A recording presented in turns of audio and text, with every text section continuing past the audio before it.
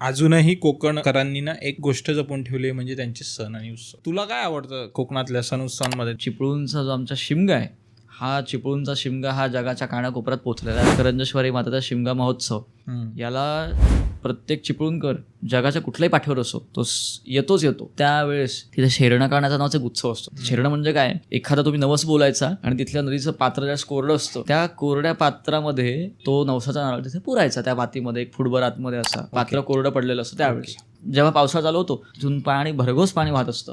कोकणातलं पाणी माहिती आहे आपल्याला काय वेगानं वाहतं ते. दुसऱ्या वर्षी शिमग्याच्या वेळेस तो भाग कोरडा झालेला असतो आणि तिथे त्यावेळेस ज्यांचे नवस पूर्ण होणारे असतात किंवा पूर्ण झालेले असतात त्यांचे तिथे नारळ सापडतात. तिथे येऊन ती पालखी जड होते देवीची आणि तिथे तो नारळ बहुधा सापडतोच. म्हणजे विज्ञान असेल, अध्यात्म असेल, हे काय पातळीचं आहे ना तिथे अध्यात्म, हे मला तिथे येतं. मी स्वतः अंधश्रद्धा न पाळणारा माणूस आहे. तिथे येऊन तुमचे डोळे दिपतील, अरे हे खरं शक्य आहे तिथे, इतपत त्या गोष्टी तिथे सापडतात आणि त्यांचे नवस पूर्णही झालेले आहेत. म्हणजे याला आपण काय बोलावं, ह्याला विज्ञान बोलावं की अनाकलनी अशी आध्यात्मिक शक्ती बोलावी.